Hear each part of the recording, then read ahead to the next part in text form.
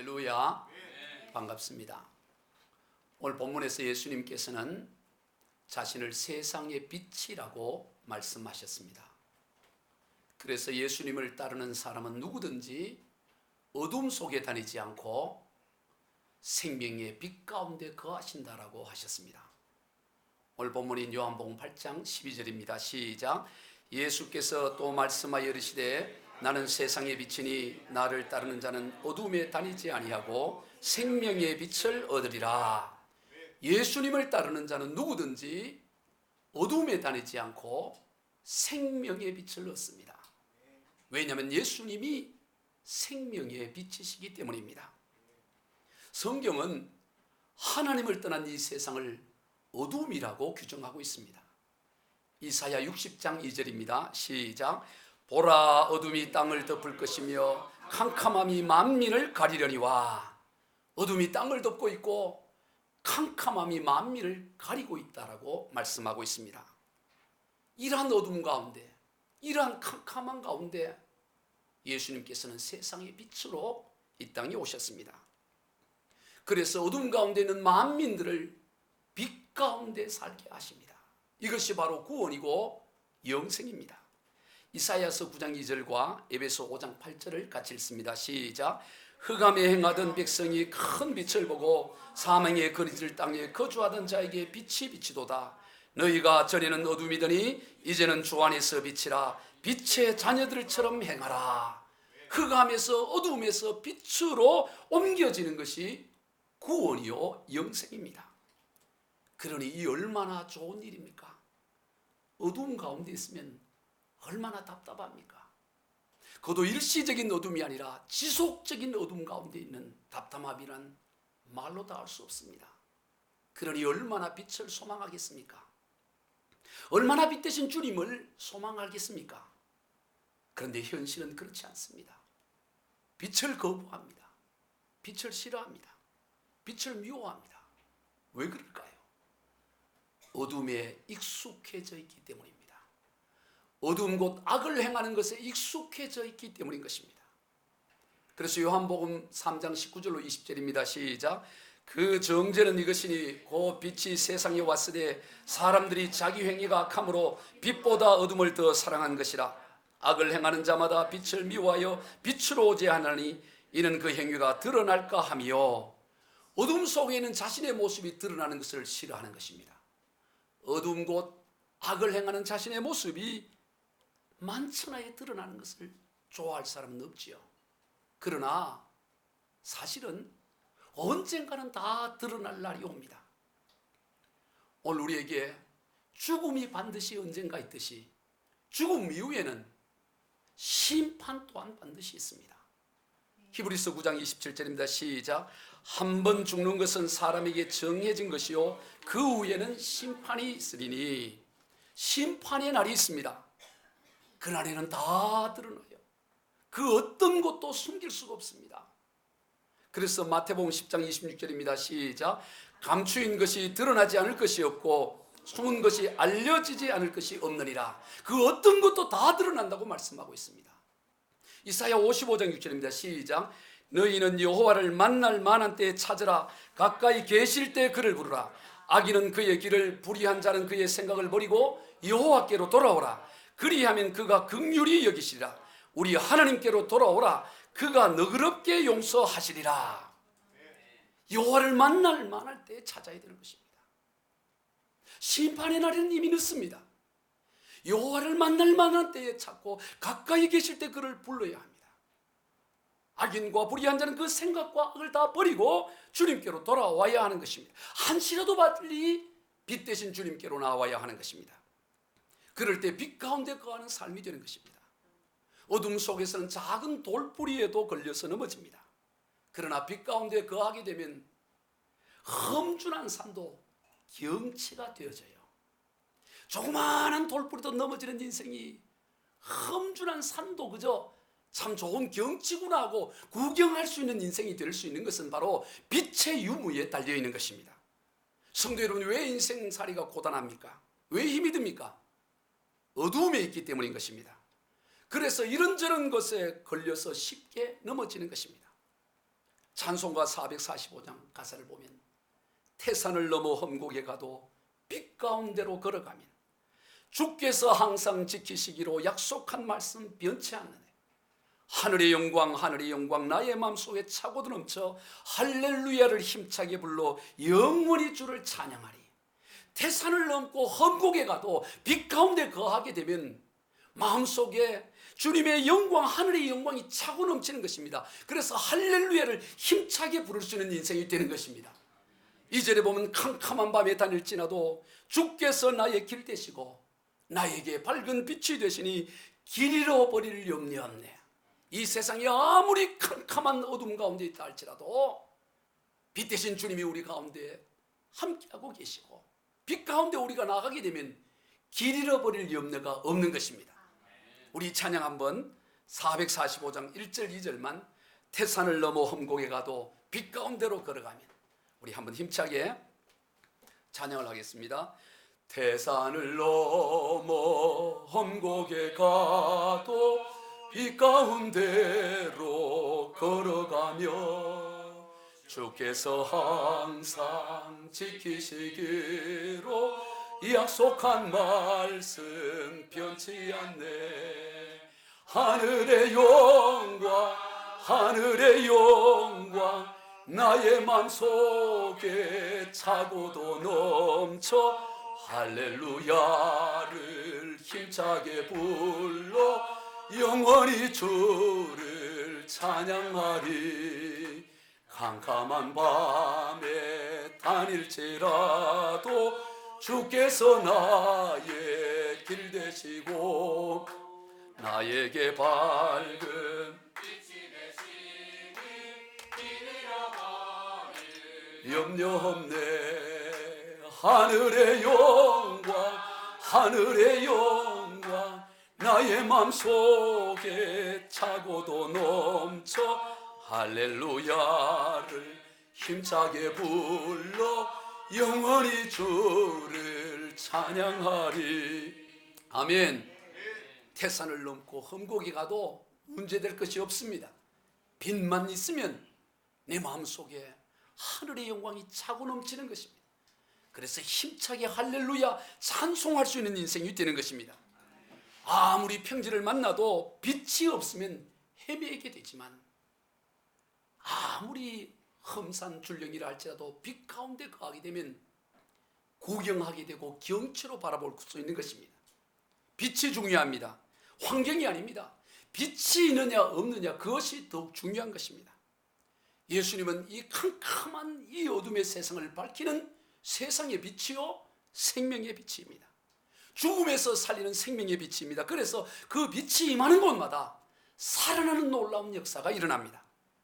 지난 2000여 년의 기독교 역사가 그것을 분명하게 증언하고 있고 증거하고 있습니다. 생명의 빛이신 예수 그리스도의 복음이 들어가는 곳마다 들어가는 나라마다 살아났습니다. 생명의 빛인 예수님의 복음이 들어가는 가정마다 살아났습니다. 생명에 비친 예수 복음이 들어가는 개인마다 다 살아나는 역사가 지난 2000년 기독교 역사 가운데 무수하게 많은 것을 우리가 보게 되는 것입니다. 지난 주 중에 미국에서 목회를 하고 계신 주명식 목사님이라는 분이 쓰신 무당 엄마 목사 아들이라는 책을 읽게 되었습니다. 그리고 인터넷으로 간증도 들었어요. 그분은 고등학교 다니면서 교회를 다니기 시작했습니다. 전도를 받고 신앙생활을 시작하고 그리고 이제 대학교를 들어가서 또 여전히 신앙생활을 하는데 어느 선교단체에 들어가서 아주 열심히 성경 공부를 하며 인격적으로 주님을 만났습니다. 그러다가 대학교 2학년이 되었을 때 기도하는 중에 목사로의 부르심을 받고 내가 이제 목회자가 되어야 되겠구나 그렇게 결심을 하고 주변에도 그렇게 알렸습니다. 그리고 군에를 입대해서 군생활을 하는데 한 7개월이 지났을 때 집에서 누나로부터 편지가 한 통이 왔습니다. 그래서 기쁜 마음으로 편지를 열어봤더니 청청병력 같은 소식이 있어요. 집안이 다 망하고 엄마가 이제 신내림을 받고 무당이 되었다는 그런 소식이 있어요. 깜짝 놀랐습니다. 자신은 목사가 되려고 하는데 엄마가 무당이 되었더라 하니 얼마나 놀랐겠습니까? 그때부터 영적 전쟁이 시작된 것입니다. 나중에 제대를 하고 학교를 다니면서도 여러 가지 어려움이 있었습니다. 집에서 쫓겨남을 당하기도 하고, 그러면서도 그는 그 가운데 그 가정의 구원을 놓고 계속해서 기도했습니다. 어머니에게는 19개의 귀신들이 들어왔다고 합니다. 친할머니도 무당이었고 그 무당의 신이 어머니에게로 이어진 거예요. 근데 그 19개의 귀신들이 들어왔는데 그 중에 한 할아버지 씨는 얼마나 담배를 좋아하고 술을 좋아하는지, 귀신도 그렇게 술과 담배를 그렇게 좋아하는. 그래서 하루에, 전에는 담배를 피우지도 못했는데 하루에 3갑 4갑을 피웠대요. 그리고 술도 그냥 접시에 사발에 담아서 먹어요. 집안이 완전히 어둠이 된 것입니다. 그런 가운데 이 주명식, 이 청년은 하나님 앞에 부르짖으며 기도합니다. 무엇보다 하나님의 약속을 붙잡고 사도행전 16장 31절 주 예수를 믿으라 그리하면 너와 내 집이 구원을 얻으리라는 이 약속의 말씀을 붙잡고 주님 우리 가정을 구원에 이르게 해달라고 그렇게 간절히 기도했습니다. 여전히 핍박이 심했습니다. 그런데 어느 날 동네 어느 개척교회 목사님 사모님이 그 집에 전도하러 온 거예요. 그랬더니 이 무당인 엄마가 고춧가루와 소금을 뿌리면서 재수 없다고 쫓아내는 거예요. 쫓겨가는 그 목사님 부부를 따라가서 목사님 저희 집에 다시 한번 전도하러 와주세요. 우리 가정을 예수 복음 받아들일 수 있도록 해주세요. 제가 이러이러한 사람입니다 하면서 자기가 신학을 공부해 목회자가 되고 싶다고 그런 사연을 알리면서 가정의 복음화를 위해 부탁을 했습니다. 그래서 이 목사님이 찾아오신 거예요. 찾아오고 또 찾아와서 결국에는 이 어머니가 예수 복음을 받아들이게 된 것입니다. 그리고 그때부터 그 차려놓은 법당 그걸 다 불태워버리고 새벽 기도부터 나가기 시작하는데 이 어머니가 예수 복음을 받아들이면서부터 놀라운 변화가 일어나는 거예요. 자기와 같은 그 무속인들 그런 사람들을 찾아다니며 복음을 전하는 전도자가 되는 거예요. 할머니 무당이었던 할머니도 다 예수 믿고 구원받고, 그래서 온 집안이 그 전의 상관은 완전히 달라지고 이 목사님도 결국에는 신학대학원을 가고 목사가 되어서 지금까지 목회를 잘하고 있다는 그런 책이었고 그런 간증이었습니다. 여러분, 그 사람이 어떤 사람이냐, 그 집안이 어떤 집안이냐 아무 상관이 없습니다. 누구든지 예수 복음을 받아들이기만 하면 어둠은 떠나는 줄로 믿습니다. 어둠은 떠나고 빛 가운데 거하게 돼요. 죽음에서 살아나는 역사가 일어나는 것입니다. 그래서 예수님은 분명하고 확실하게 선언했습니다. 나는 세상의 빛이니 나를 따르는 자는 어둠에 다니지 아니하고 생명의 빛을 얻으리라. 애매하게 말씀하지 않았습니다. 조용하게 말씀하지 않았습니다. 분명하고 확실하게 나는 세상의 빛이라고, 나를 따르는 자는 더 이상 어둠에 다니지 않고 생명의 빛을 얻는 삶이 될 것이라고 분명하게 선언하였던 것입니다. 그렇게 말씀을 하시자 바리새인들이 또 시비를 겁니다. 당신이 당신 자신을 증언하니 그 증언은 참된 증언이 될 수 없다라고 했습니다. 즉 증언이 되려면 2사람 이상이 증언을 해야 되는데 아니 자기 자신이 증언하는 것이 무슨 증언이 효력이 있느냐고 그렇게 시비를 건 것입니다. 그러자 예수님께서 놀라운 말씀을 하십니다. 내가 나를 증언해도 그 증언이 참된 것은 나는 어디서 와서 어디로 가는지를 알거니와 너희는 알지 못한다라고 말씀하는 거예요. 예수님의 증언이 왜 참되냐? 예수님은 어디서 와서 어디를 가는지를 알고 있기 때문에 그 증언이 옳다라는 것입니다. 여러분, 모든 인생의 근본적인 무지가 어디에 있습니까? 바로 인생이 어디에서 와서 어디로 가는지를 모른다는 사실이에요. 그래서 기껏 노래하는 노랫말이 인생은 나그네 길 어디서 왔다가 어디로 가는가?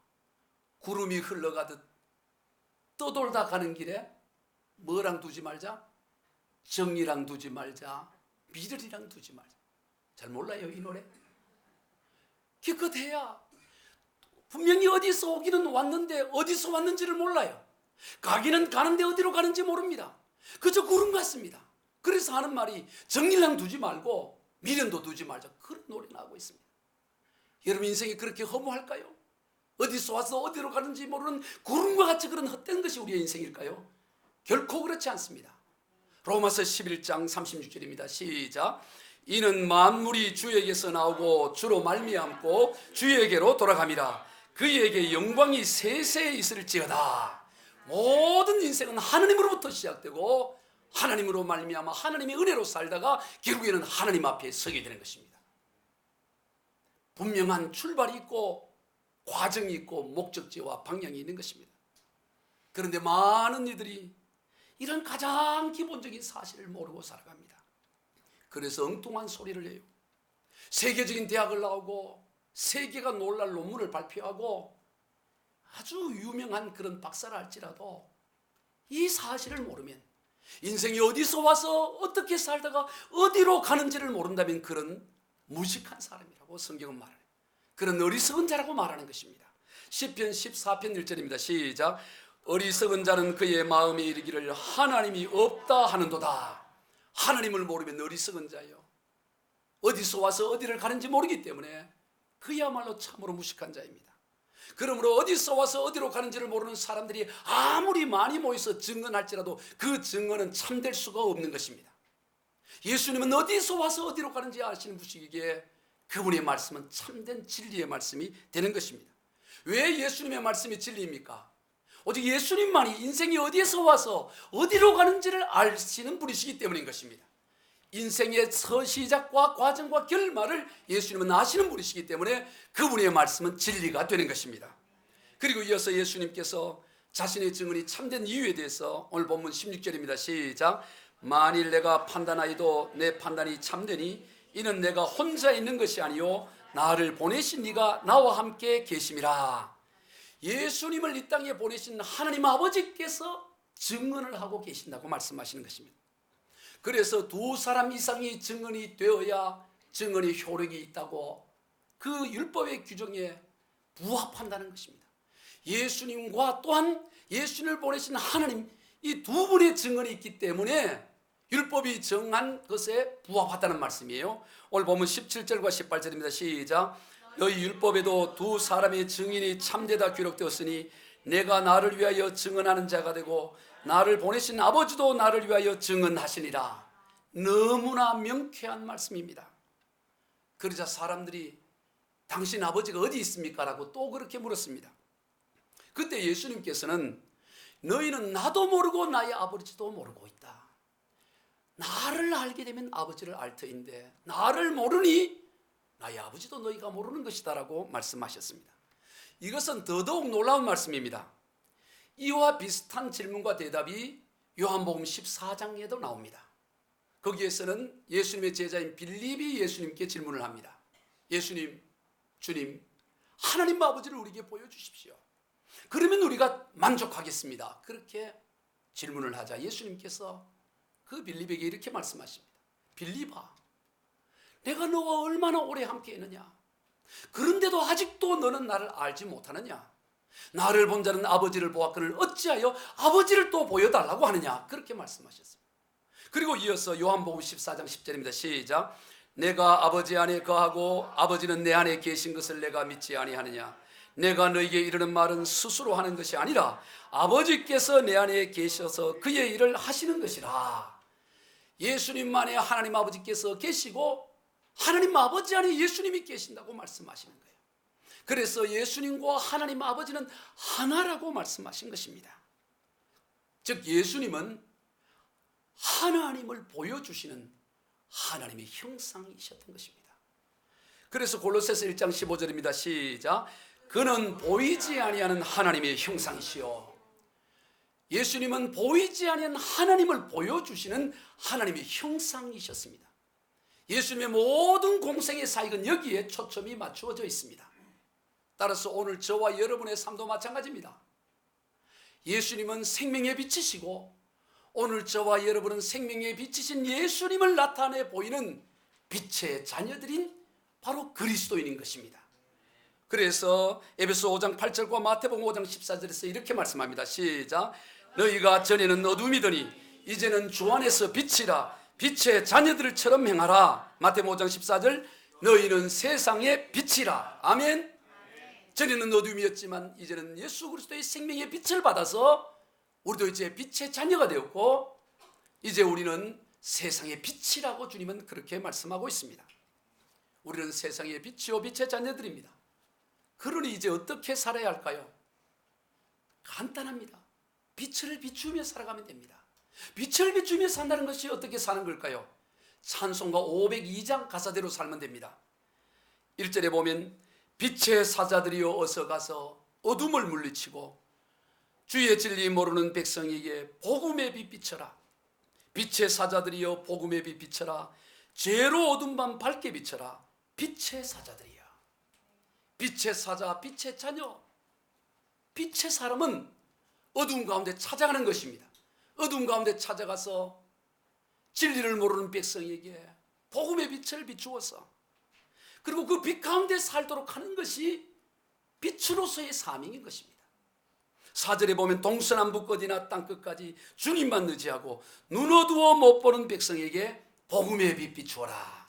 캄캄한 어두운 가운데서 한 길 앞을 모르고 작은 돌불에도 걸려 넘어지는 그 어두운 가운데 있는 백성들에게 찾아가서 생명의 빛을 비추어 그들로 하여금 빛 가운데 어떠한 험준한 산도 경치로 볼 수 있도록 살아가는 인생을 만들어가는 것이 우리 그리스도인의 삶이다라고 말씀하는 거예요. 이것은 참으로 복된 일이고 신나는 일이고 권세 중에 권세인 것입니다. 그래서 마태복음 16장에서 이것을 천국 열쇠라고 말씀하고 있습니다. 사랑하는 성도 여러분, 저와 여러분은 다 천국 열쇠를 가지고 어둠과 지옥의 권세 가운데 있는 자들에게 천국 문을 열어서 천국 가운데로 빛 가운데로 인도하는 그런 권세를 가진 자들인 줄로 믿습니다. 이것은 놀라운 복이요 축복이에요. 그래서 저와 여러분이 가는 곳마다 어둠에서 빛이 비추는 역사가 일어나고 지옥의 권세 아래에 놓여있던 이들이 천국의 그 기쁨을 누리는 역사가 일어나야 되는 것입니다. 사도행전 8장에 보면 우울과 슬픔과 어둠의 도성이었던 사마리아 성에 빌립 집사가 가서 거기에서 예수 복음을 전하니까 많은 사람이 붙었던 더러운 귀신들이 소리를 지르며 떠나가고 중풍병자가 일어나고 불구자다가 치유되는 놀라운 역사가 일어나면서 그 성이 어떤 성으로 바뀌어지느냐면은 사도행전 8장 8절입니다. 시작. 그 성에 큰 기쁨이 있더라. 우울함과 답답함과 어둠이 있던 그 사마리아 도성이 큰 기쁨의 도성으로 바뀌어진 것입니다. 오늘 저와 여러분이 가는 곳마다, 가는 가정마다, 가는 직장마다 큰 기쁨이 있는 역사가 일어나야 될 것입니다. 어둠이 떠나가고 환한 빛의 역사가 일어나야 돼요.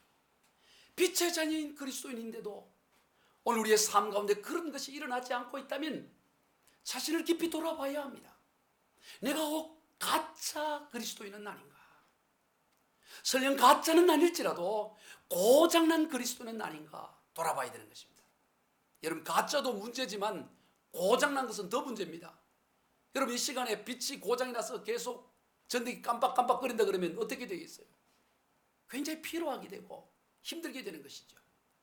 오늘 저와 여러분의 삶이 과연 고장난 빛과 같은 그런 삶을 살고 있지 않는가 돌아보아야 되는 것입니다.